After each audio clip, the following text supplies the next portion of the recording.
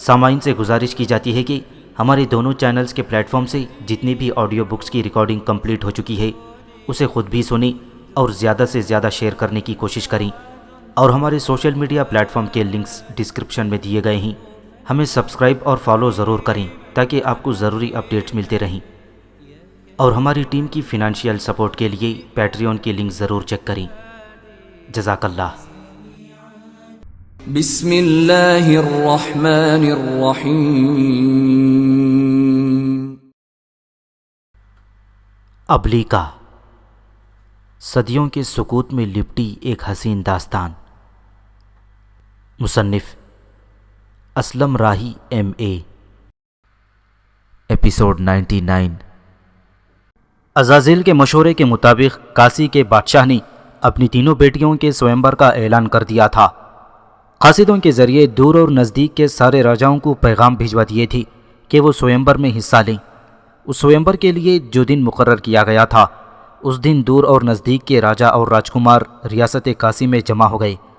ہستنا پور کے راجکمار دیواورتا کو جب خبر ہوئی کہ کاسی کی راجکماریوں کے لیے سوئمبر رچایا جا رہا ہے تو وہ غصے اور انتقام کی آگ میں بھڑک اٹھا، اس لیے کہ ہستنا پور اور کاسی کی ریاستوں کے درمیان قدیم زمانے سے ہی یہ عہد چلا آ رہا تھا کہ کاسی کی راجکماریاں ہستنا پور میں بیاہی جائیں گی۔ اب اس عہد کو توڑا جا رہا تھا تو اسے دیواورتا غصے میں بھڑک اٹھا، لہٰذا وہ بھی اپنے جنگی رتھ میں سوار ہوا اور کاسی کی طرف کوچ کر گیا۔ جس روز سوئمبر کی ابتدا کی جانے والی تھی، عین اس روز دیواورتا ریاست کاسی میں داخل ہوا اور اس جگہ آیا جہاں سوئمبر رچانے کا انتظام کیا گیا تھا۔ وہ ایک کھلا اور وسیع میدان تھا جس کے اندر بڑے بڑے سائبان لگائے گئے تھے۔ ان سائبانوں کو اندر اور باہر سے قیمتی اور ریشمی پردوں سے ڈھانپ دیا گیا تھا۔ سائبانوں میں دور اور نزدیک کے ان گنت راجا اور راجکمار ٹھہرے ہوئے تھے۔ وہ ایسے ایسے قیمتی زیورات پہنے ہوئے تھے کہ ان کے زیورات کے اندر جو قیمتی ہیرے جڑے ہوئے تھے ان کے باعث وہاں آنکھوں کو چندھا دینے والی چکا چوندھ پیدا ہو رہی تھی۔ جس وقت ہستنا پور کا راجکمار وہاں آیا اور اپنی جنگی رتھ سے وہ نیچے اترا، اس وقت ان سائبانوں کے اندر بیٹھے ہوئے ایک راجا نے اپنے قریب بیٹھے ہوئے راجوں اور راجکماروں کو مخاطب کرتے ہوئے کہنے لگا، کیا تم جانتے ہو کہ یہ شخص جو ابھی ابھی جنگی رتھ سے اترا ہے یہ کون ہے؟ یہ ہستنا پور کا راجکمار دیواورتا ہے اور سورگ باشی راجا شانتنو کا بیٹا ہے۔ اس نے تو ساری عمر شادی نہ کرنے کا عہد کر رکھا ہے، پر اسے اب کیا ہوا کہ یہ بھی سوئمبر میں حصہ لینے کے لیے تیار ہو گیا ہے۔ اگر یہ کاسی کے راجا سے ویسے ہی ملنے نہیں آیا اور سوئمبر میں حصہ لینے نہیں آیا تو پھر سن رکھو، یہاں اس وقت جتنے بھی راجا اور راجکمار جمع ہیں، تیغ زنی میں کوئی بھی اس کا مقابلہ نہ کر سکے گا، کیونکہ میں اسے اچھی طرح جانتا ہوں۔ پر مجھے حیرت تو اس بات پر ہے کہ اس نے جو ایک بار شادی نہ کرنے کا عہد کر لیا تھا تو پھر یہ سوئمبر میں حصہ لینے کے لیے کیوں آ گیا ہے؟ تھوڑی دیر کے لیے وہ راجا رکا، اس کے بعد سلسلہ کلام جاری رکھتے ہوئے پھر کہنے لگا، پر یہ حسن اور خوبصورتی بھی بڑی شے ہے۔ میرا خیال ہے کہ دیواورتا بھی کاسی کی راجکماریوں کے حسن کے چرچے سنے ہوں گے، لہٰذا اس نے بھی شادی نہ کرنے کا ارادہ ترک کر کے سوئمبر میں حصہ لینے کا عزم کر لیا ہے۔ تو پھر یہ خوش بخت ہے کہ یہی وہ شخص ہے جو اس سوئمبر کو جیت سکتا ہے۔ وہ راجا اپنے قریب ہی بیٹھے ہوئے راجاؤں اور راجکماروں کو مخاطب کرتے ہوئے ابھی یہیں تک کہنے پایا تھا کہ راجکمار دیواورتا یعنی بھیشم اپنے جنگی رتھ سے اتر کر اس سائبان کی طرف آیا۔ اسی دوران سوئمبر کی ابتدا ہونے والی تھی، کیونکہ ریاست کاسی کی تینوں راجکماریاں امبا، امبیکا اور امبالکا، جن کے لیے وہ سوئمبر رچایا جا رہا تھا، ان کو دلہن کے لباس میں اس سائبان کے ایک کونے میں ایک بلند شہنشین پر لا کر بٹھا دیا گیا تھا۔ اس وقت کاسی کا راجا بھی اپنی راجکماریوں کے ساتھ تھا۔ جب تینوں راجکماریاں اس شہنشین پر بیٹھ گئیں تو اسی وقت راجکمار دیواورتا وہاں داخل ہوا۔ اس نے وہاں بیٹھے ہوئے راجاؤں اور راجکماروں کو مخاطب کرتے ہوئے کڑکتی ہوئی آواز میں کہنے لگا، کاسی کے راجا کی تینوں بیٹیوں کے سوئمبر میں جمع ہونے والی راجوں اور راجکماروں، سنو، میری بات غور سے سنو۔ میں جانتا ہوں کہ تم میں سے کچھ ایسے لوگ بھی ہیں جو میری ذات سے واقف ہوں گے اور میرے متعلق چمگویاں کر رہے ہوں گے کہ میں کیوں اس سوئمبر میں حصہ لینے کے لیے آوارد ہوا ہوں۔ تو میری بات غور سے سنو۔ میں ہستنا پور کی ریاست کا بڑا راجکمار دیواورتا ہوں۔ ماضی میں یہ روایت رہی ہے کہ اس ریاست کاسی کی راجکماریاں ہمیشہ ہستنا پور میں ہی بیاہی جاتی رہی ہیں۔ یہ پہلا موقع ہے کہ کاسی کی ان تینوں راجکماریوں کے لیے स्वयंवर रचाया जा रहा है। सुनो राजों और राजकुमारों, मैं इन तीनों राजकुमारियों को अपने साथ ले जा रहा हूँ। ये तीनों मेरे छोटे भाई विचित्र वीर्या की दुल्हनें बनेंगी। तुम में से अगर कोई ऐसा है जो मेरे इस अज़म में हाइल होना चाहता है या वो इन राजकुमारियों को हासिल करने की ख्वाहिश रखता हो तो वो मेरे सामने आए, मेरे साथ मुकाबला करे। फिर देखता हूँ कि वो मेरी तलवार के वार से कैसे और किस तरह बच सकता है। यहाँ तक कहने के बाद देवव्रता बड़ी तेज़ी से आगे बढ़ा। शहनशीन पर बैठी हुई तीनों राजकुमारियों के उसने बारी बारी बाजू पकड़े। फिर वो तीनों को उठाकर बाहर ले गया और उन्हें अपने रथ में बिठाते हुए उसने फिर एक बार सारे लोगों को बुलंद आवाज़ में मुखातिब करके कहा, मैं इन तीनों राजकुमारियों को अपने साथ हस्तनापुर ले जा रहा हूँ और वहीं इनकी शादी मेरे छोटे भाई विचित्र वीर्या के साथ करूँगा। वहाँ जमा होने वाले किसी राजा या राजकुमार को ये जुर्रत न हुई कि वो उठकर देवव्रता का मुकाबला करे या उसे उन तीनों राजकुमारियों को वहाँ से ले जाने से रोके। और जिस शख्स ने उठकर जुर्रतमंदी का इजहार किया वो रियासत सलवा का राजा था। वो तेज़ी से उठकर गुस्से से फुंकारता हुआ देवव्रता के रथ के पास आया और बड़े जोश और बड़े गज़ब का इजहार करते हुए कहने लगा, तुम इन तीनों राजकुमारियों को यूं अपने साथ नहीं ले जा सकते हो, इसलिए कि तुम देखते हो कि दूर दराज के राजा और राजकुमार इन तीनों राजकुमारियों के इस स्वयंवर में हिस्सा लेने के लिए जमा हुए हैं। तुम इन तीनों राजकुमारियों को यूं अपने साथ नहीं ले जा सकते, इसलिए कि तुम देखते हो कि दूर दराज के राजा और राजकुमार इन तीनों राजकुमारियों के इस स्वयंवर में हिस्सा लेने के लिए जमा हुए हैं, जिसके दावतनामे काशी की रियासत के राजा ने हमें भिजवाए हैं।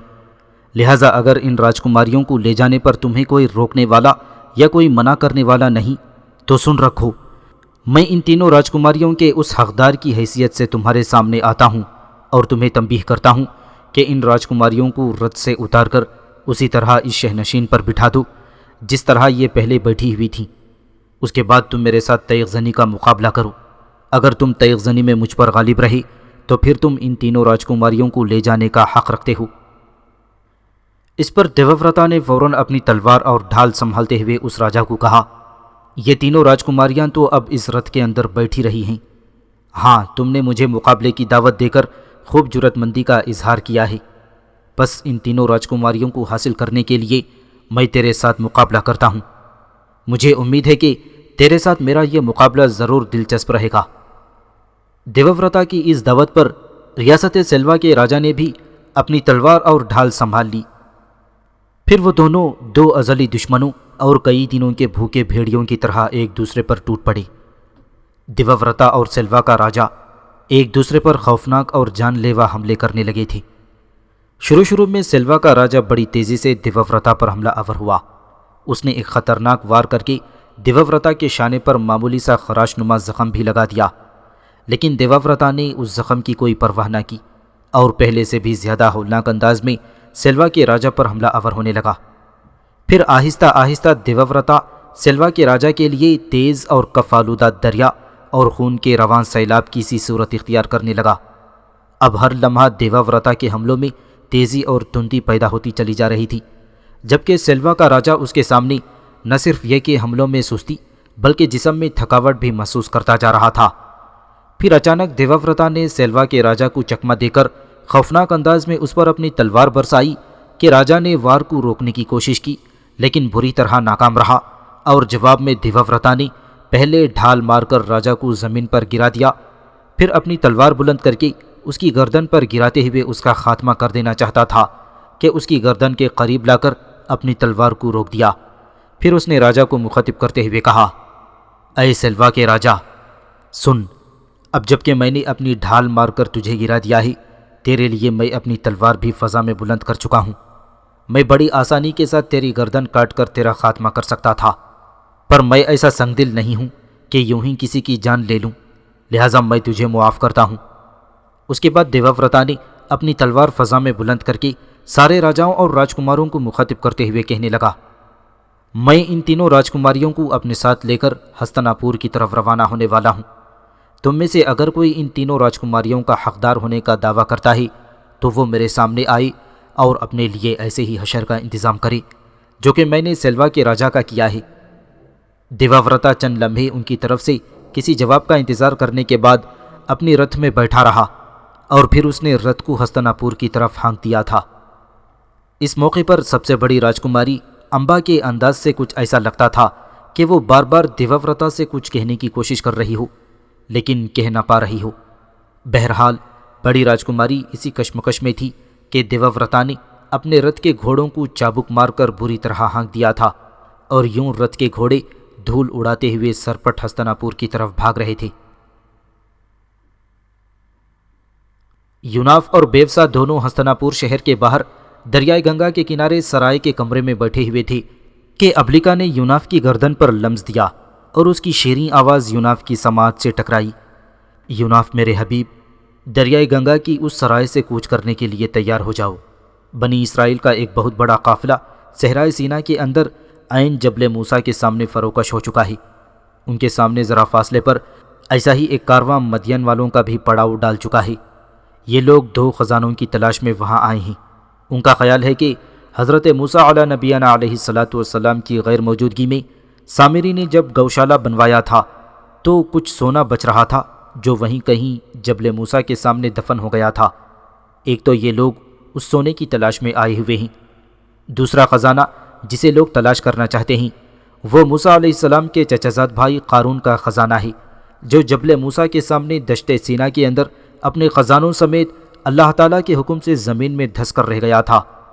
سنو یوناف، عزازیل، عارب، نبیتا اور تمہارا پرانا دشمن کوزن بھی وہاں پہنچ چکے ہیں۔ وہ چاروں مل کر ان قافلوں کے اندر ضرور کسی بدی کی ابتدا کرنے کی کوشش کریں گے، لہٰذا آؤ ہم بھی دشت سینا کی طرف کوچ کریں اور دیکھیں کہ وہ چاروں اگر وہاں بدی کی ابتدا کرتے ہیں تو ہم نہ صرف یہ کہ ان کی بدی کی روک تھام کریں گے بلکہ ان کے مقابلے میں ہم نیکی کے فروغ اور خیر کے پھیلاؤ کا بھی کام کریں گے۔ ابلیکا خاموش ہوئی تو یوناف نے اسے مخاطب کرتے ہوئے کہا، اے ابلیکا، تم ٹھیک کہتی ہو، میں ابھی اور اسی وقت تمہارے کہنے کے مطابق یہاں سے کوچ کرتا ہوں۔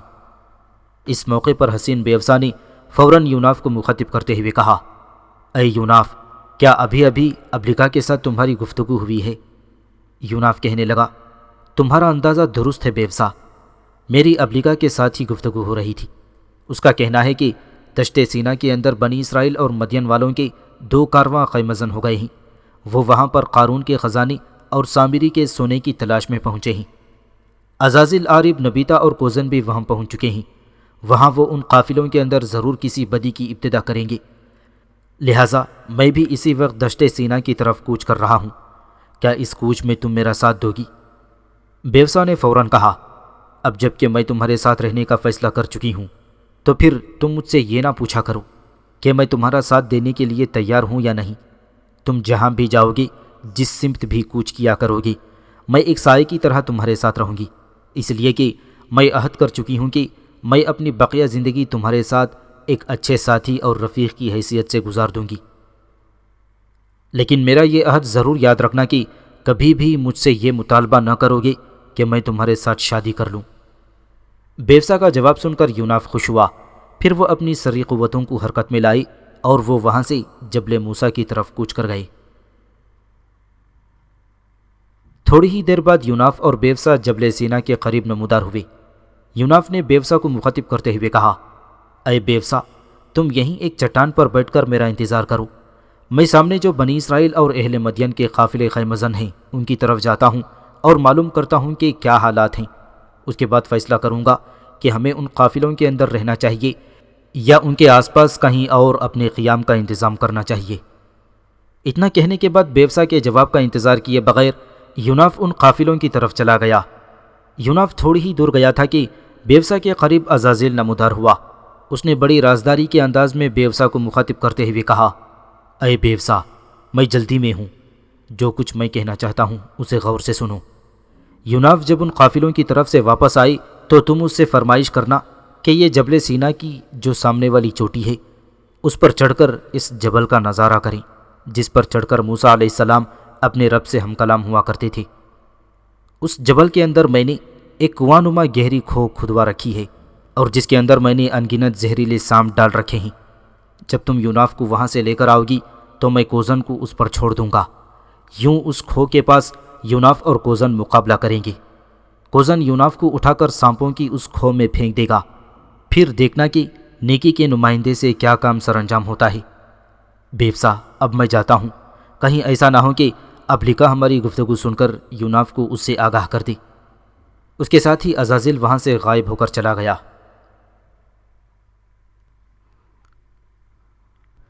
بیوسا وہاں ایک چٹان پر بیٹھ کر تھوڑی دیر تک یوناف کا انتظار کرتی رہی۔ جب یوناف لوٹا اور اس نے بیوسا سے ان قافلوں کی تفصیل سے متعلق کچھ کہنا چاہا تو بیوسا نے فوراً اسے مخاطب کرتے ہوئے کہا، اے یوناف، آؤ پہلے اس چوٹی پر چلیں، میں اس کوہستان کے اوپر کے حصے کو دیکھنا چاہتی ہوں جہاں پر حضرت موسیٰ علیہ السلام اپنے رب سے ہم کلام ہوا کرتے تھے۔ چوٹی پر جا کر میں تم سے دونوں قافلوں کی تفصیل بھی سنوں گی۔ یوناف نے بیوسا کی اس بات کو مان لیا، لہذا دونوں تیزی سے اس چوٹی پر پہنچے جس کی طرف بیوسا نے اشارہ کیا تھا۔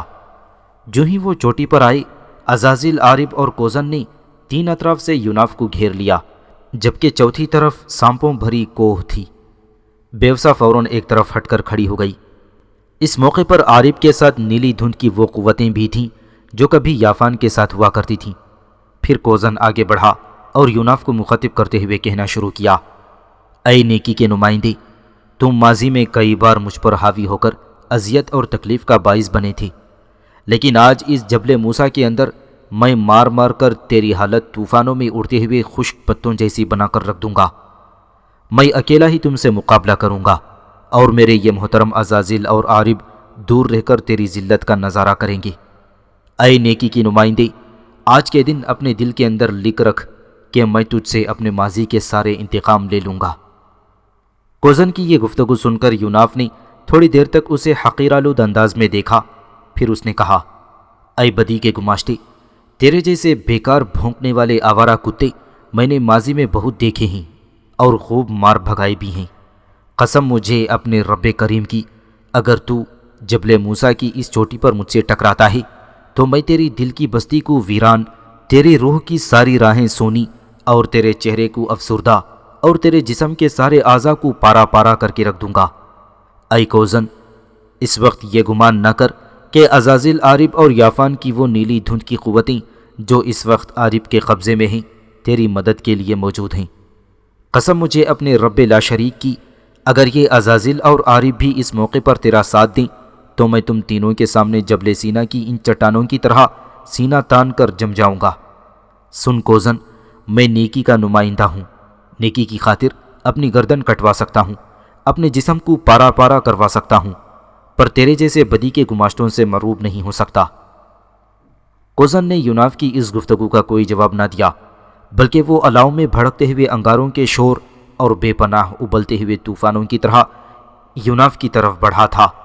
یوناف کے سر کو نشانہ بناتے ہوئے اس نے دائیں ہاتھ کی ضرب لگانی چاہی۔ یوناف بھی مستعد تھا، اس نے فوراً کوزن کا ہاتھ فضا کے اندر ہی روک لیا۔ اس موقع پر کوزن نے بھی بڑی چالاکی اور عیاری سے کام لیا۔ اس نے فوراً اپنی فضا میں اٹھا ہوا ہاتھ یوناف کی گردن پر رکھا اور دوسرا ہاتھ یوناف کی دونوں رانوں کے درمیان ڈال کر ایک جھٹکے کے ساتھ خوفناک چیخ بلند کرتے ہوئے یوناف کو اپنے دونوں ہاتھوں پر بلند کر لیا۔ اس نے باری باری فخریہ انداز میں عزازیل اور عارب کی طرف دیکھا۔ عزازیل نے اسے اشارہ کیا کہ وہ فوراً یوناف کو زہریلے اور آدم خور سانپوں سے اٹی ہوئی اس کوہ میں پھینک دے، لہذا کوزن حرکت میں آیا۔ اس نے ایک زوردار نعرے بلند کرتے ہوئے یوناف کو پوری قوت کے ساتھ زہریلے سانپوں سے بھری ہوئی اس کوہ کے اندر اچھال دیا۔ یوناف بڑی بے بسی کے عالم میں اس کوہ کی طرف گرتا چلا جا رہا تھا جس کے اندر عزازیل نے ان گنت زہریلے سانپ جمع کر رکھے تھے، مگر تہ میں گرنے سے پہلے ہی ابلیکا اس کی مدد کو پہنچ گئی۔ اس نے بڑی آسانی سے یوناف کو کوہ سے باہر نکال لیا، پھر اس نے فوراً یوناف کی گردن پر لمس دیا اور اس کی سماعت میں اپنی رس گھولتی ہوئی آواز میں کہنا شروع کیا، اے یوناف میرے حبیب، جس کھو میں تم گر رہے ہو اس کے اندر عزازیل نے ان گنت سانپ بھر رکھے ہیں۔ اگر تم اس میں گر جاتے تو تم سمجھ سکتے ہو کہ تمہارا کیا حشر ہوتا۔ سنو، عزازیل نے بیوسا کو استعمال کرتے ہوئے تمہیں ان اجاڑ ویرانیوں کے اس کوہ کی طرف لایا ہے۔ اس نے کوزن کو تم پر مسلط کیا تھا تاکہ تمہیں وہ اٹھا کر اس کھو میں پھینک دے۔ اب جبکہ میں نے تمہیں اس کھو سے نکال دیا ہے تو تم اپنی سری قوتوں کو حرکت میں لاؤ اور اس کھو کے سطح سے ہٹ کر اس کے کنارے پر اپنے قدم جمانے کی کوشش کرو۔ اور ہاں یوناف، تم جانتے ہو کہ ان دنوں بیوسا تمہارے ساتھ ہے، لیکن وہ تمہارے ساتھ رہتے ہوئے عزازیل عارب کے لیے کام کر رہی ہے، مگر اب میں نے بیوسا کے ذہن پر ایک ایسا عمل کر دیا ہے کہ وہ عزازیل عارب اور نبیتا کو فراموش کرتے ہوئے تمہارے ساتھ رہنے پر ترجیح دے گی۔ اور سنو یوناف، ایسا میں نے اس لیے کیا ہے کہ وقفے وقفے سے اس کے ذہن پر عمل کر کے ہم اس کے ذہن سے عزازیل عارب اور نبیتا کی رفاقت نکال دیں گے۔ اس دوران ہم اسے نیکی، خیر اور وحدانیت کا درس دیتے رہیں گے۔ مجھے امید ہے کہ ہمارے مسلسل ایسا کرنے پر ایک وقت ضرور آئے گا کہ بیوسا عزازیل عارب اور نبیتا کو چھوڑ کر ہمیشہ کے لیے خوشی کے ساتھ تمہارا ساتھ دینے کے لیے تیار ہو جائے گی۔ ابلیکا خاموش ہوئی تو یوناف نے اسے مخاطب کر کے پوچھا، اے ابلیکا، جو کچھ تم نے بیوسا کے لیے کیا ہے میں اس سے مکمل طور پر اتفاق کرتا ہوں، تمہارے اس عمل پر مطمئن اور خوش بھی ہوں۔ اب دیکھو میں اپنی سری قوتوں کو حرکت میں لا کر سانپوں سے بھری اس کوہ کے دہانے پر کوزن کے سامنے کیسے نمودار ہوتا ہوں۔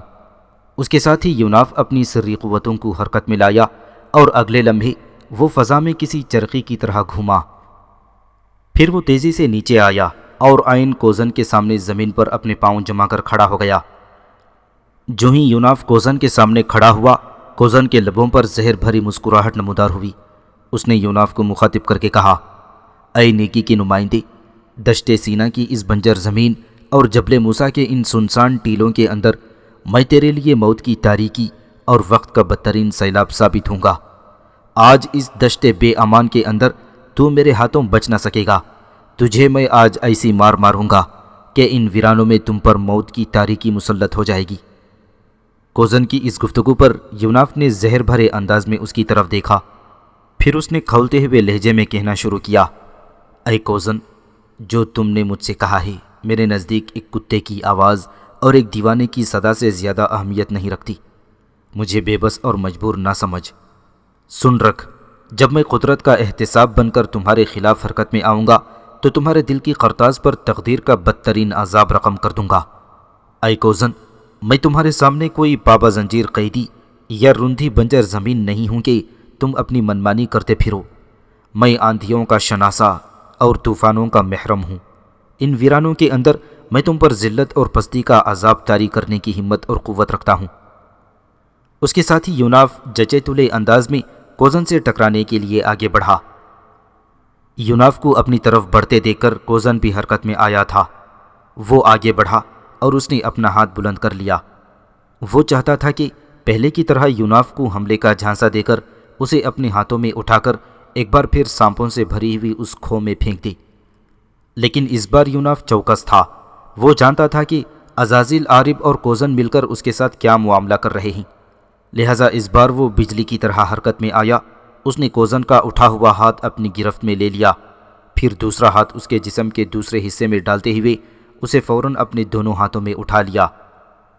اس نے آؤ دیکھا نہ تاؤ فوراً ہی پوری قوت کے ساتھ کوزن کو سانپوں سے بھری ہوئی اس کوہ کے اندر پھینک دیا۔ یہ سارا معاملہ اس قدر تیزی سے حرکت میں آیا تھا کہ کوزن سنبھل نہ سکا تھا اور سانپوں سے بھری ہوئی اس کوہ کے اندر اترتا چلا گیا۔ تھوڑی دیر بعد کوہ کے اندر سے اس کی بھیانک اور ہولناک چیخیں سنائی دیں اور اس کے بعد ان ویرانوں کے اندر خاموشی چھا گئی۔ کوزن کے بھیانک خاتمے کے بعد یوناف تھوڑی دیر تک خاموش کھڑا رہا، پھر اچانک وہ چونک سا پڑا، اس لیے کہ اس کے قریب ہی کھڑا ہوا عارب اپنی نیلی دھند کی قوتوں کو حرکت میں لاتا ہوا یوناف کی طرف بڑھا۔ شاید وہ اس سے کوزن کا انتقام لینے کا عزم کر چکا تھا۔ عارب کے تھوڑا سا پیچھے نبیتا خاموش کھڑی تھی، جبکہ عارب کے دائیں طرف عزازیل بھی کسی ستون کی طرح بے حس و حرکت کھڑا تھا۔ اس کے بائیں جانب ذرا فاصلے پر حسین بیوسا کھڑی تھی۔ کوزن کے مقابلے میں یوناف کی کامیابی کو دیکھتے ہوئے بیوسا کے چہرے پر کرنوں کے نقاب جیسا اطمینان تھا۔ اس کی آنکھوں میں اس سمے ایک روح پرور مٹھاس تھی، جبکہ اس کے آلوچہ ہونٹ ندیوں کے ترنم جیسا سما پیش کر رہے تھے۔ یوناف نے جب عارب کو نیلی دھند کی قوتوں کے ساتھ اپنی طرف بڑھتے دیکھا تو وہ بھی فوراً حرکت میں آیا۔ نیچے جھک کر اس نے 2 پتھروں پر اسم اعظم لکھا، پھر اس نے اسی اسم اعظم لکھے ہوئے پتھروں کو نیلی دھند کے اندر پھینک دیا۔ اسم اعظم لکھے اس پتھر کا نیلی دھند کے اندر گرنا تھا کہ نیلی دھند کی شیطانی قوتوں میں ایک ہلچل، ایک تڑپ اور ایک بے قراری سی اٹھ کھڑی ہوئی۔ نیلی دھند کی قوتیں کافی پیچھے ہٹ کر کھڑی ہو گئی تھیں۔ آگے بڑھتے ہوئے عارب نے جب دیکھا کہ اس کی نیلی دھند کی قوتیں یوناف کی طرف سے پھینکے جانے والے پتھر کے جواب میں اسے چھوڑ کر پیچھے ہٹ گئی ہیں تو اس پر وحشت اور خوف طاری ہو گیا۔ وہ پیچھے ہٹ کر نیلی دھند میں جا کھڑا ہوا اور انتہائی بے بسی کی حالت میں اپنے قریب ہی کھڑے عزازیل کی طرف دیکھنے لگا۔ عزازیل نے جب دیکھا کہ اس کڑے وقت میں عارب اس سے کچھ کہنے اور کچھ کرنے کی توقع رکھتا ہے، تب وہ حرکت میں آیا اور یوناف کو مخاطب کرتے ہوئے کہنے لگا، اے نیکی کے نمائندے، تو جانتا ہے کہ میں ازل کے اسرار اور ابد کے ناموس کا واقف کار ہوں۔ میں سمندر کی گہرائیوں اور فلک کی بلندیوں کے رازوں کا امین ہوں۔ وقتی طور پر ہمارے خلاف جو تو کامیابی حاصل کر لیتا ہے تو اس سے تو یہ گمان نہ کر بیٹھنا کہ تو ہم پر حاوی اور غالب ہے۔ میں جب چاہوں تجھے زمین کی نم انگیز سکوت میں مبتلا کر کے تیری حالت مایوسی کے بھور جیسی بنا کر رکھ دوں گا۔ اے نیکی کے نمائندے، میں جب چاہوں تیرے سر سے لے کر پاؤں تک آگ ہی آگ برسا کر رکھ دوں، پر یہ میری نرمی ہے کہ میں نرم روح ہو کر تیرے خلاف حرکت میں نہیں آتا۔ یوناف نے فوراً عزازیل کی بات کاٹتے ہوئے اسے جواب دیا، اے عزازیل، تو بکواس کرتا ہے، تو نہ ازل کے اسرار اور نہ ابد کے رموز کا بھیدی ہے، اور نہ ہی سمندر کی گہرائیوں اور بلندیوں کا رازدان ہے۔ یہ ایسے بھید ہیں جو میرے اللہ کے علاوہ کوئی نہیں جانتا۔ اے عزازیل، تو نے دیکھا میں نے اسم اعظم اس پتھر پر لکھ کر جو اس نیلی دھند کی قوتوں پر پھینکا تو اس کی قوتوں کی کیا حالت ہوئی؟ اے عزازیل، یہ اسم اعظم میرے رب کا ذاتی نام ہے جسے میں اپنی مدد کے لیے استعمال کرتا رہا ہوں۔ اور اے عزازیل سن رکھ، جب میں کبھی اسی خالق و مالک اور اللہ کو پکارتے ہوئے تیرے خلاف حرکت میں آؤں گا تو اس روز تیری حالت کالی رات کے مردہ سمندر سے بھی زیادہ بھیانک ہوگی۔ اے انسانی فکر کے قاتل اور جذبات کے جلاد، تو کچھ بھی نہیں ہے، بس فاسد تمدن کا ایک سیلاب اور غلیظ نگاہوں کے زہر کا ایک طوفان ہے، اور ایسے طوفانوں پر قابو پانا میں خوب جانتا ہوں۔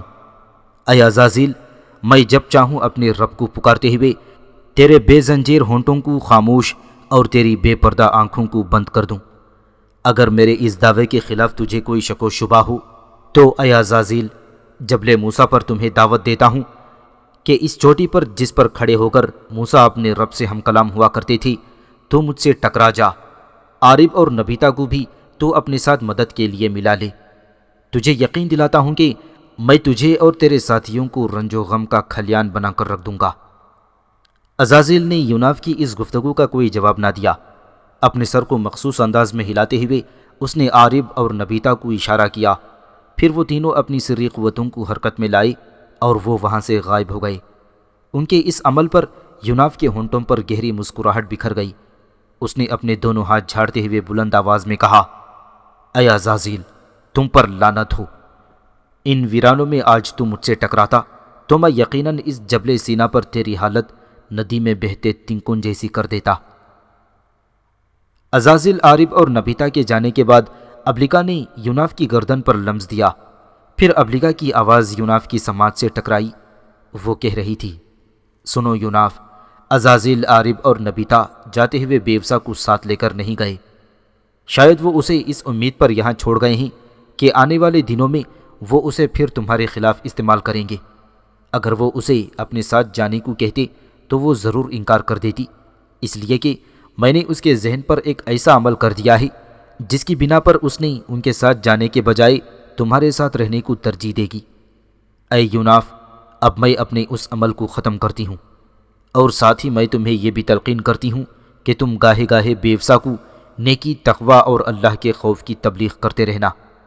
اس کے ساتھ ساتھ اس کے ذہن میں عزازیل کے خلاف نفرت، بیزاری اور کراہت بٹھاتے رہنا۔ اگر تم لگاتار ایسا کرتے رہے تو میں تمہیں یقین دلاتی ہوں کہ ایک روز ایسا ضرور آئے گا جب بیوسا اپنی مرضی اور اپنی خوشی سے عزازیل اور عارب کو چھوڑ کر تمہارے ساتھ رہنا پسند کرے گی۔ جس روز ایسا ہوگا اس روز عزازیل اور عارب کے مقابلے میں تمہاری قوت میں خاطر خواہ اضافہ ہو جائے گا۔ اب تم بیوسا کی طرف بڑھو، اتنی دیر تک میں اس کے ذہن سے اپنے عمل کو ختم کر دیتی ہوں۔ ابلیکا کے کہنے پر یوناف آگے بڑھا۔ بیوسا کے قریب جا کر وہ اس سے کچھ کہنا ہی چاہتا تھا کہ بیوسا نے اس سے مخاطب کرنے میں پہل کی۔ روحوں کی سرد خاموشیوں کو توڑتے ہوئے اس نے کہنا شروع کیا، اے یوناف، اے نیکی کی نمائندے، میں جبل سینا کے ان ویرانوں میں عزازیل اور عارب کے خلاف تمہاری کامیابی پر مبارکباد دیتی ہوں۔ تم نے کوزن کا خاتمہ کر کے عزازیل پر یہ ثابت کر دیا ہے کہ وہ اپنے مجرم دل اور ساری خوفناکیوں کے باوجود تم پر قابو نہیں پا سکتا۔ بیوسا نے یہ الفاظ سرد خوابوں کے سے انداز میں کہے تھے۔ بیوسا کی اس گفتگو پر یوناف کا حوصلہ بڑھا۔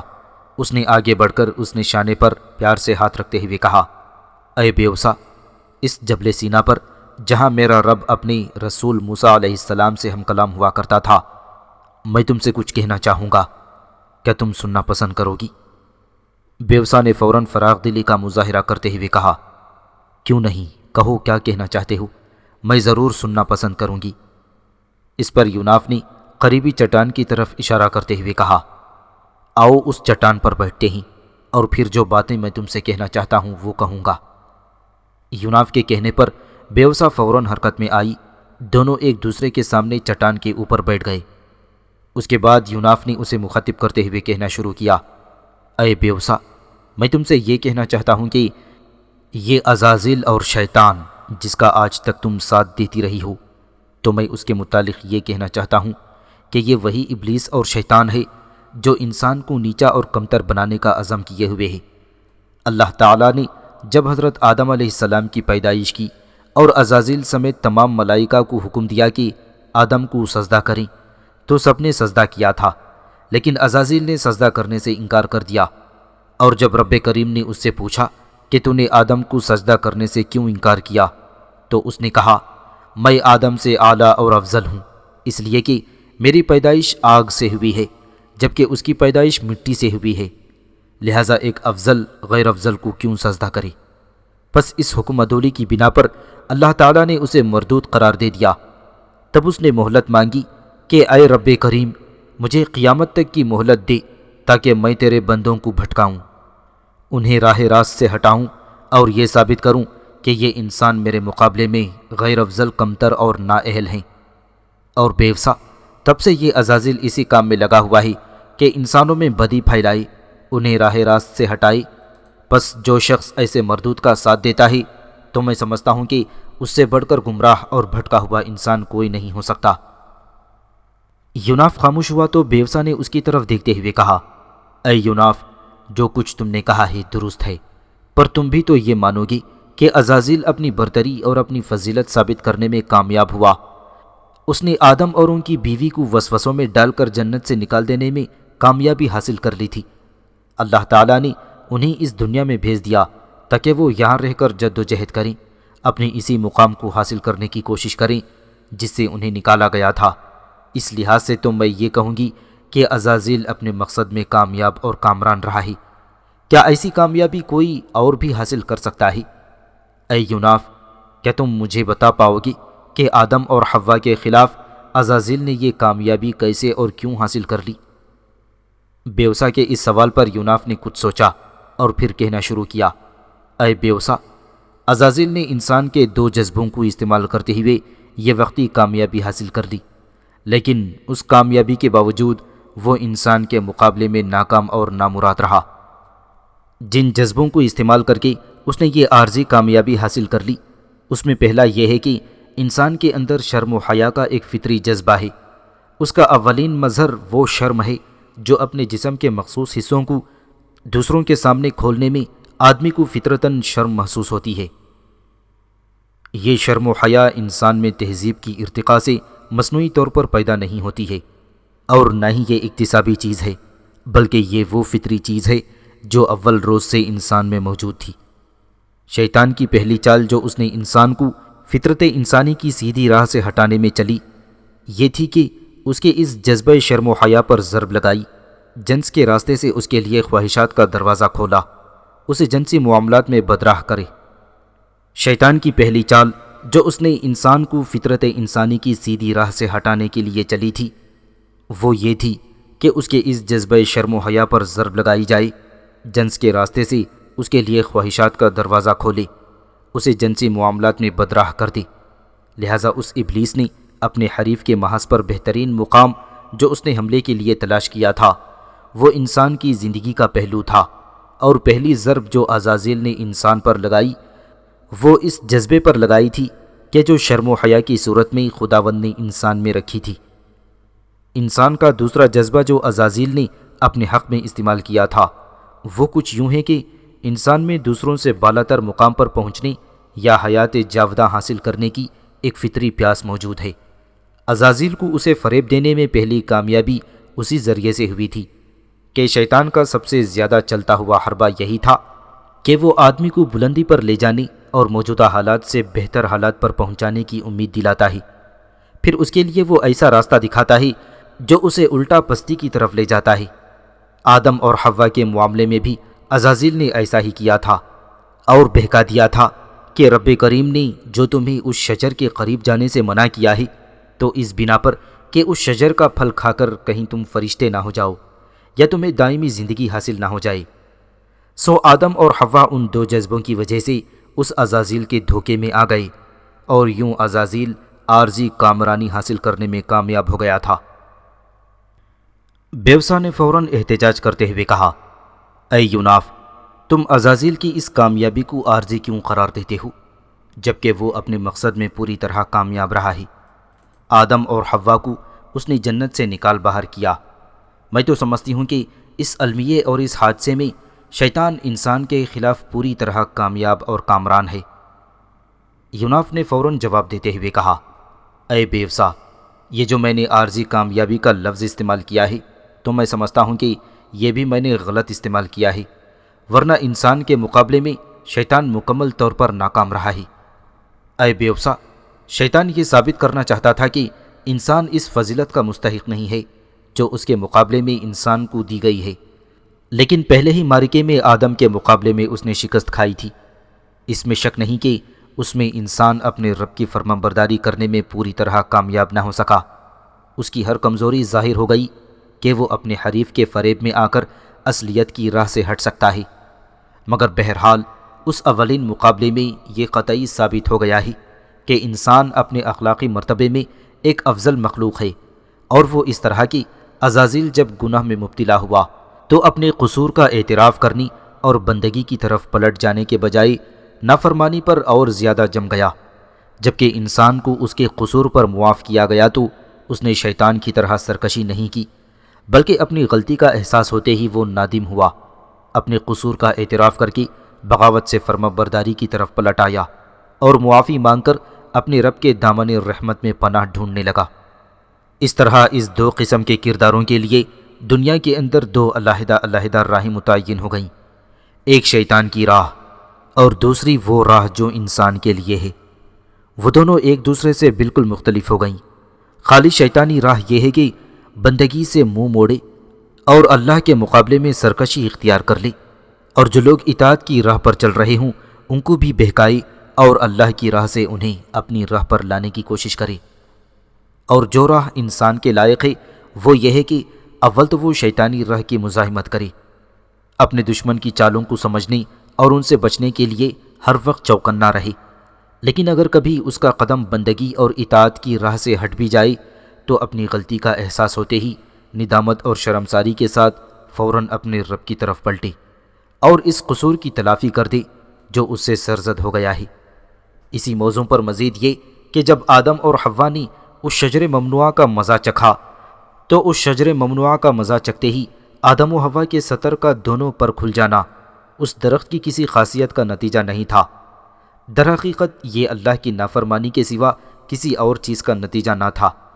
اللہ تعالیٰ نے پہلے ان کا سطر اپنے انتظام سے ڈھانکا ہوا تھا، جب انہوں نے اپنے رب کے حکم کی خلاف ورزی کی تو اللہ کی حفاظت ان سے ہٹا لی گئی، انہیں خود ان کے اپنے نفس کے حوالے کر دیا گیا کہ اپنی پردہ پوشی کا انتظام خود کریں اگر وہ ضرورت سمجھتے ہوں تو، اور اگر ضرورت نہ سمجھیں اور اس کے لیے صحیح کوشش نہ کریں تو اللہ کو اس کی کچھ پرواہ نہیں کہ وہ کس حال میں پھرتے ہیں۔ یا گویا ہمیشہ کے لیے اس حقیقت کا مظاہرہ تھا کہ انسان جب اللہ کی نافرمانی کرے گا تو دیر یا سویر اس کا پردہ کھل کر ہی رہے گا، اور پھر یہ کہ انسان کے ساتھ اللہ کی تائید اور حمایت اسی وقت تک رہے گی جب تک کہ وہ اللہ کا مطیع اور فرمانبردار رہے گا۔ اطاعت کی حدود سے باہر نکلنے کی تائید ہرگز حاصل نہ ہوگی۔ بلکہ اسے خود اس کے اپنے نفس کے حوالے کر دیا جائے گا۔ اتنا کہنے کے بعد یوناف جب خاموش ہوا تب بیوسا تھوڑی دیر تک خاموش رہ کر کچھ سوچتی رہی۔ ایسا محسوس ہوتا تھا کہ یوناف کی باتوں اور اس کی تبلیغ کا اس پر خاطر خواہ اثر ہوا ہے۔ پھر اس نے اپنا فیصلہ دیتے ہوئے کہا، اے یوناف، تم نے بہترین دلائل اور حجتیں پیش کر کے مجھ پر یہ تو ثابت کر دیا ہے کہ آدم و حوا کے مقابلے میں عزازیل ناکام اور نامراد رہا۔ تمہاری تبلیغ نے مجھ پر یہ بھی ثابت کر دیا ہے کہ عزازیل واقعی انسان کے در پہ ہے۔ اسے بھٹکا کر یہ ثابت کرنا چاہتا ہے کہ انسان اس سے کمتر اور غیر افضل ہے۔ بہرحال عزازیل کے مقابلے میں جو کردار تم ادا کر رہے ہو میں اس کی تعریف کرتی ہوں۔ اے یوناف، باقی باتیں پھر کسی موقع پر ہوں گی، میں تو اب بھوک محسوس کر رہی ہوں۔ کیا ایسا ممکن نہیں کہ دونوں کہیں سے کھانا حاصل کریں اور اکٹھے بیٹھ کر کھائیں؟ یوناف فوراً اٹھ کھڑا ہوا اور بیوسا کو مخاطب کر کے بولا، اے بیوسا، آؤ جبل سینا کے دامن میں بنی اسرائیل اور اہل مدین کے جو قبائل فرعونوں کے خزانے کی تلاش میں غمزن ہیں ان میں داخل ہو جائیں۔ میں دیکھ کر آ رہا ہوں کہ وہاں مسافروں کے قیام کے لیے معقول سرائے کا بندوبست ہونے کے علاوہ بھٹیاروں کی دکانیں بھی ہیں جہاں سے مسافر بآسانی خوراک حاصل کر سکتے ہیں۔ لہٰذا اب چلو بنی اسرائیل کے ان قبائل کی طرف چلیں جو اس جبل موسیٰ کے سامنے دشت سینا میں خیمزن ہیں۔ بیوسا نے یوناف کی اس تجویز سے اتفاق کیا۔ جبل سینا سے نیچے اتر کر وہ ان قبائل میں داخل ہوئے۔ وہاں دونوں نے ایک بھٹیار خانے سے کھانا کھایا۔ پھر وہ دونوں اپنی سری قوتوں کو حرکت میں لائے اور دریائے گنگا کے کنارے اس سرائے میں داخل ہوئے جس میں انہوں نے پہلے سے قیام کر رکھا تھا۔ ہستناپور کا راجکمار دیواورتا ریاست کاسی کی تینوں راجکماریوں کو لے کر جب اپنی ریاست کے مرکزی شہر ہستناپور میں داخل ہوا تو وہاں کے لوگوں نے ان کا شاندار استقبال کیا۔ آخر دیواورتا نے اپنی جنگی رتھ کو ہستناپور کے راج محل کے سامنے روکا۔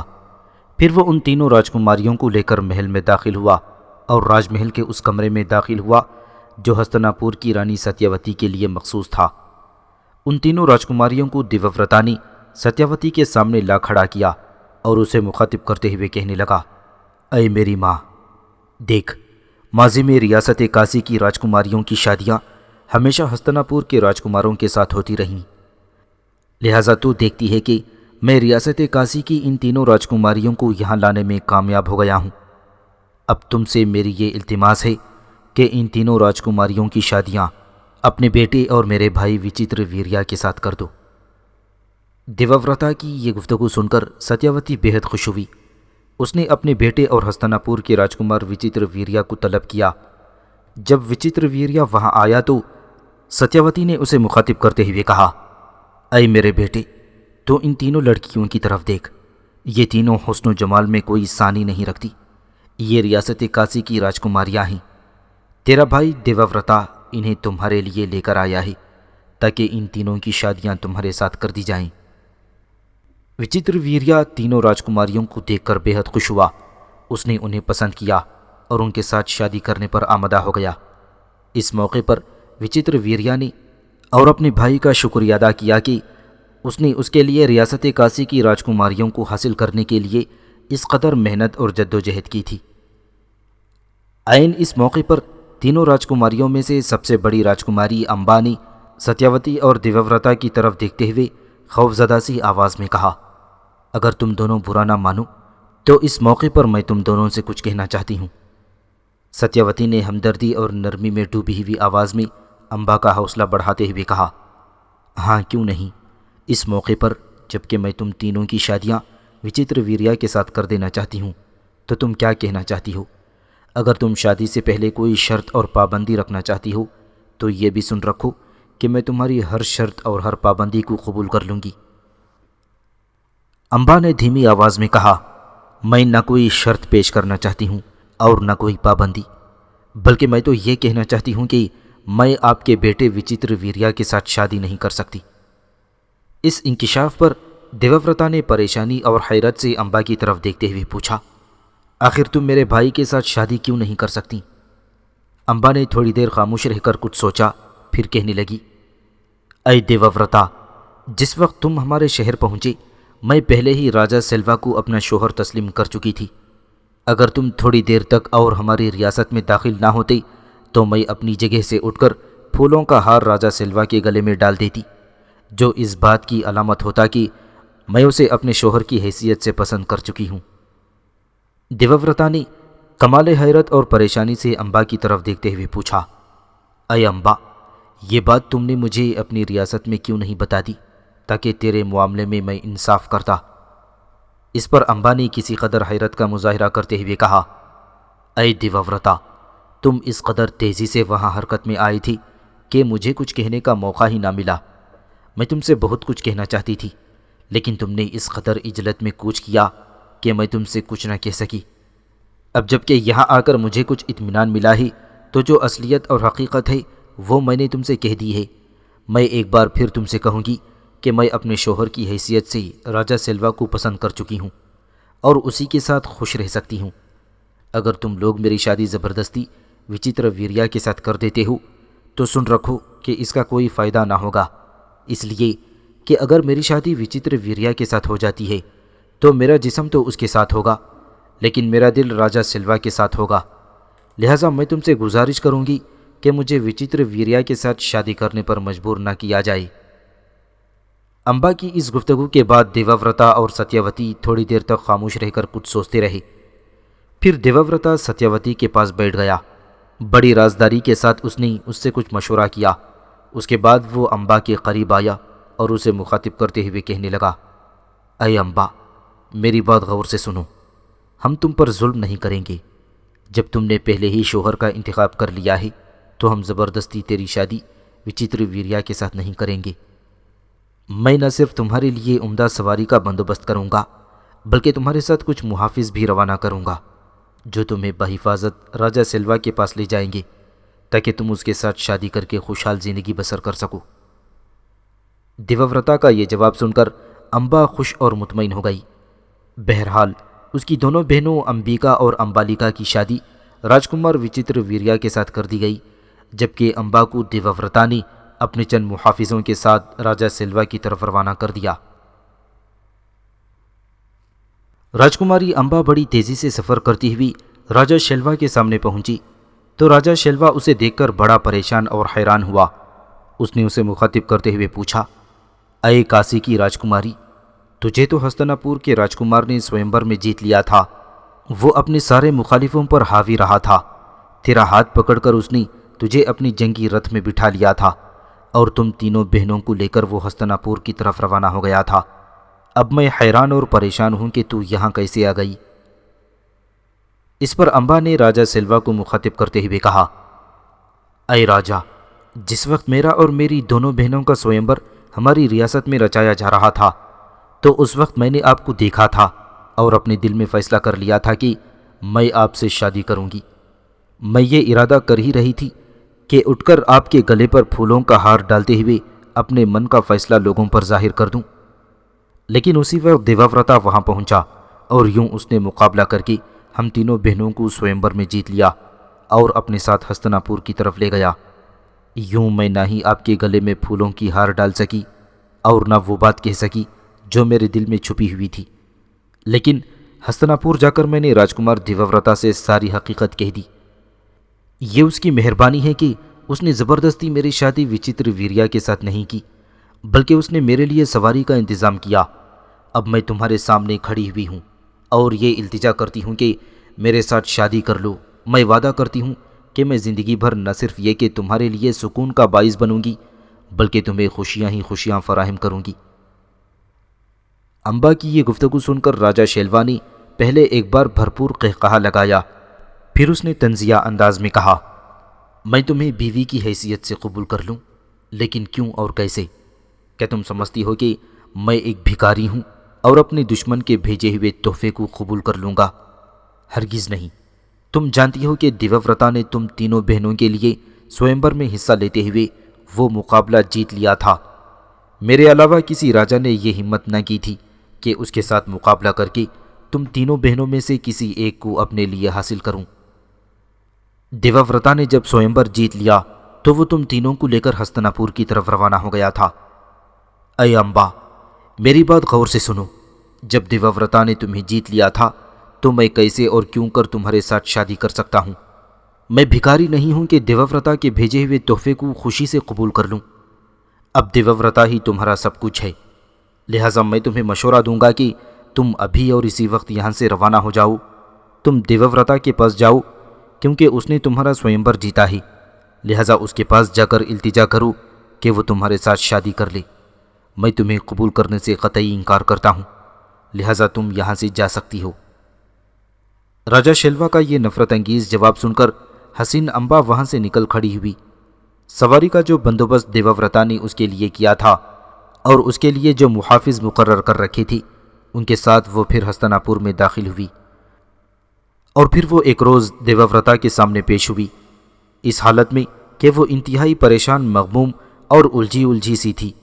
اس کی آنکھیں آنسوؤں سے بھری ہوئی تھیں۔ اس کی حالت دیکھ کر دیوورتا یعنی بھیشم کو بڑا دکھ ہوا۔ اس نے امبا کو مخاطب کرتے ہوئے کہا، اے امبا، تمہارے ساتھ کیا بیتی؟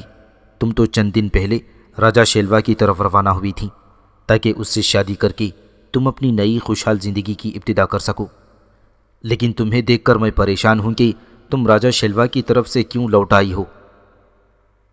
امبا نے بکھری سی اور پریشان سی آواز میں بھیشم کو جواب دیتے ہوئے کہا، اے راجکمار، میرا یہ سفر مکمل طور پر ناکام رہا ہے۔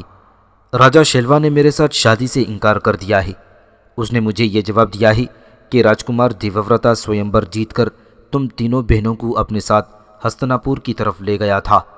اب اگر دیوورتا نے تمہیں میری طرف بھیج دیا ہے تو میں تمہیں قبول کرنے سے انکار کرتا ہوں، اس لیے کہ میں بھکاری نہیں ہوں کہ اپنے دشمن کے بھیجے ہوئے تحفے کو قبول کر لوں۔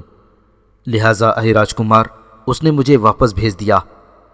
اے دیوورتا، اس موقع پر میں یہ بھی کہوں گی کہ تم ہی وہ نوجوان ہو جس نے مجھے جیتا تھا، اور تم ہی وہ نوجوان ہو جس نے پہلی بار میرا ہاتھ پکڑ کر اپنے جنگی رتھ میں بٹھایا تھا، اور تم ہی وہ نوجوان ہو جو ہمیں حاصل کرنے کے لیے اس مقابلے میں پورے اترے تھے۔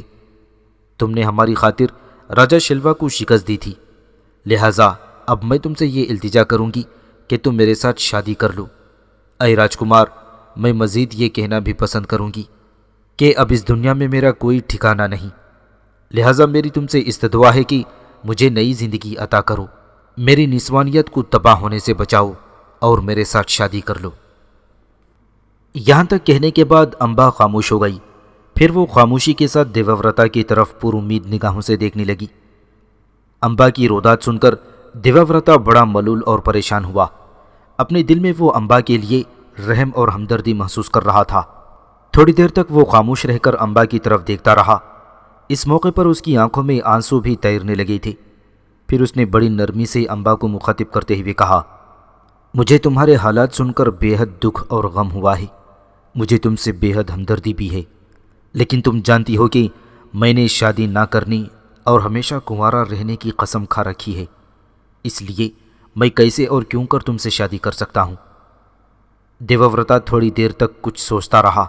اس کے بعد اس نے دوبارہ امبا کو مخاطب کرتے ہوئے کہنا شروع کیا، اے امبا، ان خیالات کو ترک کر دو کہ میں تمہارے ساتھ شادی کر لوں گا، اس لیے کہ یہ ناممکن ہے کہ اگر تم نے مجھے کاسی سے روانگی سے قبل ہی یہ سارا معاملہ بتا دیا ہوتا تو پھر یہ خیالات رونما نہ ہوتے، لیکن اب تو ایسا ہو چکا ہے اور کوئی اپنی قسمت پر قابو نہیں پا سکتا۔ مجھے افسوس ہے کہ میرے پاس تمہارے ان حالات کا حل نہیں ہے۔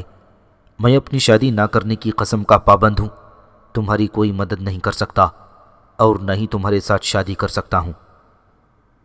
یہاں تک کہنے کے بعد دیوورتا پھر خاموش ہو گیا۔ تھوڑی دیر تک وہ بڑی بے بسی کے عالم میں امبا کی طرف دیکھتا رہا، پھر امبا کے سامنے سے ہٹ کر دوسری طرف چلا گیا۔ دیوورتا یعنی بھیشم کا جواب سن کر امبا کو بے حد مایوسی اور اذیت ہوئی تھی۔ ناکام و نامراد وہ ہستناپور سے نکل کھڑی ہوئی۔ وہ ایک قریبی جنگل کی راہ لی، وہاں وہ تارک الدنیا رشیوں میں رہ کر زندگی بسر کرنے لگی تھی۔ جنگل کے ان تارک الدنیا لوگوں کے ساتھ رہتے ہوئے امبا کو چند ہی دن گزرے تھے کہ امبا کا ایک رشتہ دار جس کا نام وشن تھا اسے تلاش کرتا ہوا جنگل میں پہنچا۔ اس نے امبا سے اس کے حالات سنے تو اسے بڑا دکھ ہوا۔ اس نے امبا کو سمجھایا بجھایا، اس سے اس بات پر آمادہ کرنے کی کوشش کی کہ وہ اپنے ماں باپ کے پاس چلی، لیکن امبا نے یہ کہہ کر انکار کر دیا کہ اس کے ماں باپ نے ایک بار اس کے لیے سوئمبر رچایا تھا، کسی اور کے ساتھ چلے جانے کے بعد وہ اپنے ماں باپ کے گھر نہ جائے گی۔ امبا کا جواب سن کر وشنا کو بے حد مایوسی ہوئی، اور پھر وشنا نے امبا کو ایک دوسرا طریقہ بتاتے ہوئے کہا، اے امبا، اگر تم ہستناپور کے دیوورتا ہی سے شادی کرنا چاہتی ہو تو میں ایسا بھی کر سکتا ہوں کہ دیوورتا کو مجبور کر سکتا ہوں کہ وہ تمہارے ساتھ شادی کرے۔ وشنا کا یہ جواب سن کر امبا کی آنکھوں میں چمک پیدا ہوئی۔ اس نے پوچھا کہ تم کیسے اور کیوں کر دیوورتا کو مجبور کر سکتے ہو کہ وہ میرے ساتھ شادی کر لے، جبکہ اس نے ساری عمر شادی نہ کرنے کی قسم کھا رکھی ہے۔ اس پر وشنا نے ایک نیا انکشاف کرتے ہوئے امبا سے کہا، سنو امبا، دیوورتا کا ایک گرو ہے جس کا نام بھارگا ہے۔ یہ بھارگا دیوورتا کو دیوورتا کہہ کر نہیں پکارتا، بلکہ یہ اسے بھیشم یا بھیشما کہہ کر مخاطب کرتا ہے۔ اسی گرو بھارگا نے بچپن میں اس دیوورتا کی یعنی بھیشم کی پرورش کی تھی۔ یہ سارے جنگی علوم اور جنگی تربیت بھیشما نے گرو بھارگا سے ہی حاصل کی تھی۔ اور سنو امبا، یہ گرو بھارگا میرا اچھا جاننے والا ہے، میں تمہیں اس کے پاس لے چلتا ہوں، اس سے التجا کرتا ہوں کہ وہ ہمارے ساتھ بھیشم کے پاس چلے اور ایک گرو کی حیثیت سے اسے حکم دے کہ وہ تمہارے ساتھ شادی کر لے۔ اے امبا، مجھے امید ہے کہ جب بھیشم کو اس گرو بھرگا سے یہ حکم ملے گا کہ وہ تمہارے ساتھ شادی کر لے، تو مجھے امید ہے کہ وہ اپنے گرو کے اس حکم کو کسی بھی صورت میں ٹال نہ سکے گا۔ لہٰذا تم میرے ساتھ گرو بھرگا کے پاس چلو تاکہ دیوورتا یعنی بھیشم کے ساتھ تمہاری شادی کا بندوبست کیا جا سکے۔ وشنا کی یہ گفتگو سن کر امبا بے حد خوش ہوئی اور بغیر کچھ کہے وہ جنگل کو چھوڑ کر گرو بھارگا کے پاس جانے کے لیے تیار ہو گئی۔ وشنا امبا کو لے کر دیوورتا یعنی بھیشم کے گرو بھارگا کی خدمت میں حاضر ہوا۔ اس نے بھرگا سے وہ ساری باتیں کہہ دیں جو امبا پر گزری تھیں۔ امبا کی یہ داستان سن کر بھرگا بے حد متاثر ہوا۔ اس نے وشنا اور امبا سے وعدہ کیا کہ وہ ان دونوں کے ساتھ ہستناپور جائے گا اور وہاں پر وہ بھیشم کو مجبور کرے گا کہ وہ امبا کے ساتھ شادی کر لے۔ ساتھ ہی بھارگا نے یہ بھی یقین دلایا کہ بھیشم اس کے بہترین شاگردوں میں سے ایک ہے، لہٰذا اسے امید ہے کہ وہ اس کا کہا ٹال نہ سکے گا اور امبا کے ساتھ ضرور شادی کرنے پر آمادہ ہو جائے گا۔ گرو بھارگا کی یہ گفتگو سن کر امبا بے حد خوش ہوئی۔ پھر چند روز تک گرو بھارگا کے ہاں قیام کرنے کے بعد وشنا اور امبا اسے لے کر بھیشم سے ملنے کے لیے ہستناپور کی طرف روانہ ہو گئے۔ گرو بھارگا جب وشنا اور امبا کے ساتھ ہستناپور کے محل میں داخل ہوا تھا تو راج محل کے نگرانوں نے ان تینوں کی بہترین آؤ بھگت کی۔ انہیں باعزت طریقے سے مہمان خانے میں بٹھایا گیا۔ پھر بھیشم کو اس کے گرو بھارگا کے آنے کی اطلاع دی گئی۔ بھیشم اپنے گرو کی آمد کا سن کر بے حد خوش ہوا۔ وہ بھاگا بھاگا اس کی خدمت میں حاضر ہوا اور اپنے آپ کو اس نے اس کے قدموں میں گرا دیا تھا۔ گرو بھارگا نے بھیشم کو اٹھا کر اپنے سینے سے لگایا، پھر اپنے قریب بیٹھی ہوئی امبا کی طرف اشارہ کرتے ہوئے پوچھا، اے بھیشم، کیا تم اس لڑکی کو جانتے ہو؟ بھیشم نے بڑے غور سے تھوڑی دیر تک امبا کی طرف دیکھا، پھر اس نے کہنا شروع کیا، اے گرو، اس لڑکی کو میں خوب جانتا ہوں۔ یہ وہ لڑکی ہے جسے اس کی قسمت نے بھی دھوکہ دیا ہے۔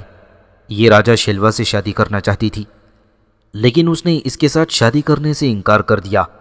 اس کے بعد اس نے میرے ساتھ شادی کرنے کا ارادہ ظاہر کیا، لیکن میں اس کے ساتھ شادی نہ کر سکا، لہٰذا یہ ہستناپور کو چھوڑ کر یہاں سے چلی گئی تھی۔ لیکن اے گرو، اب یہ لڑکی تمہارے ساتھ کیا کر رہی ہے؟ اس پر گرو بھارگا نے غور سے بھیشم کی طرف دیکھتے ہوئے کہا، اے بھیشم، یہ امبا کے ساتھ جو شخص ہے یہ اس کا قریبی رشتہ دار ہے۔ اس کا نام وشنا ہے۔ یہ میرے پرانے جاننے والوں میں سے ہے۔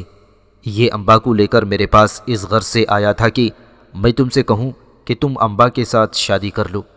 اسی طرح امبا کی قسمت بنائی جا سکتی ہے، اسے بربادی سے بچایا جا سکتا ہے۔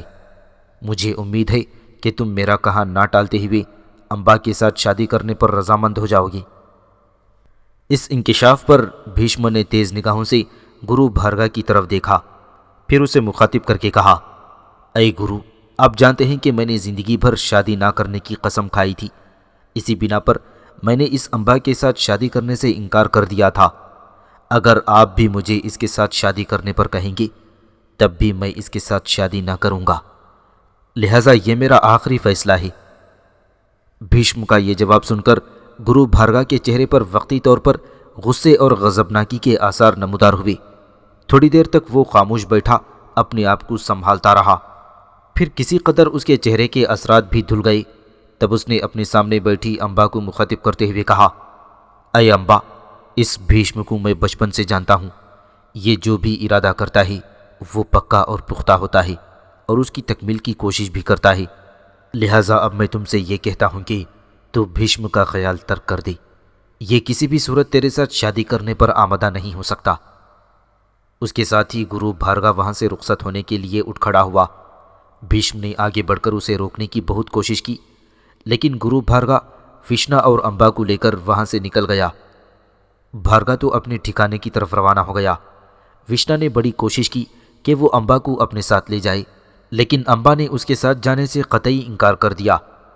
وہ ایک بار پھر جنگل میں رہنے والے تارک الدنیا لوگوں کی طرف روانہ ہو گئی، جہاں سے اسے وشنا لے کر آیا تھا، جبکہ خود وشنا بھی اپنے گھر کی طرف چلا گیا تھا۔